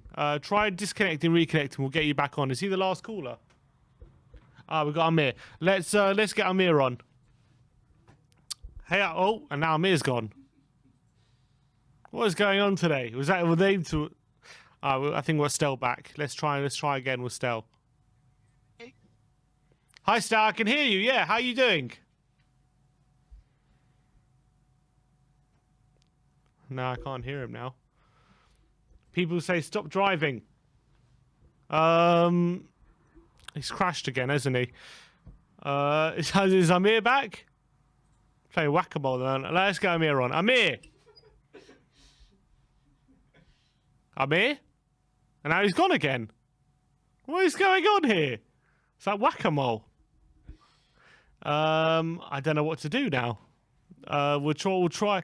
Stell, try connecting. Try disconnecting and reconnecting.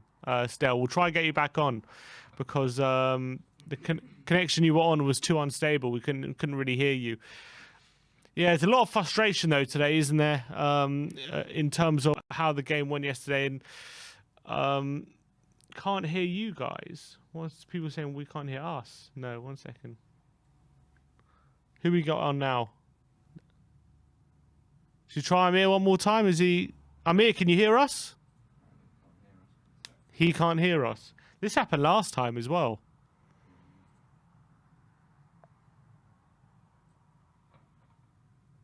I can't hear you. He can't hear us. I can't hear you or see you. I can't hear or see you. You can't hear... You can't hear us now. It's a bit delayed. He's watching on... Is he watching on the YouTube? I can't hear you or see you. I can't hear or see you. You can't hear. Not really sure. What's going? We don't know why. No reason. It's really frustrating. He's loading. It says he's loading. Try refreshing. Is Stell back? Or was no? And Amir, okay. Got a super chat here from Will Stewart. It says, Ben and Sim, question. Do you agree with Ali Gold that Son was the worst player on the pitch yesterday?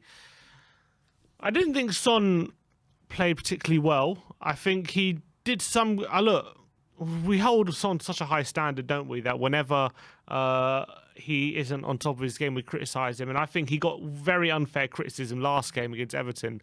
But I think yesterday he didn't play very well. A lot of it was with his boots. So he was slipping and sliding all over the place. Was he the worst player? Trying to think who was worse than him. Didn't think Bentancur had a very good game. I didn't think Reguilon had a very good game, but they also did some good things. So maybe he wasn't. Maybe he was slightly better than Kane, but I don't think Son had a particularly good game. All right, let's get Stel. Try Stel one more time. Stel. No, is it not happening? Has he crashed again? Looks like he's in his car. Oh, he's there. Stel? I thought he was about to say something, and then... I can see you. I can hear you. Oh, there you go. Hear you. No, all right. No, we can see you now. We can speak to you now, Stel. You can see me. Great job on the watch along can yesterday, hear mate. How you doing today? You all right? I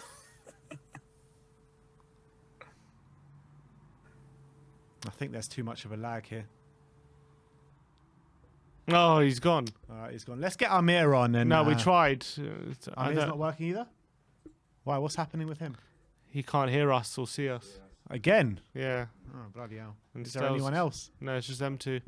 All right, I think we might. I don't know. We've tried them multiple times now. All right. Well, I think we'll leave it at that, guys. Apologies about that, Amir and Stel. We'll try to get that sorted later, but we've tried. I don't know what more we can do. Yeah, we're going to be back very soon with player ratings and 5 takeaways. But thank you everyone for joining us today, for the callers and everyone involved in the chat as well. We'll see you all very soon. So like, subscribe, and comment. And as always, come on, you Spurs.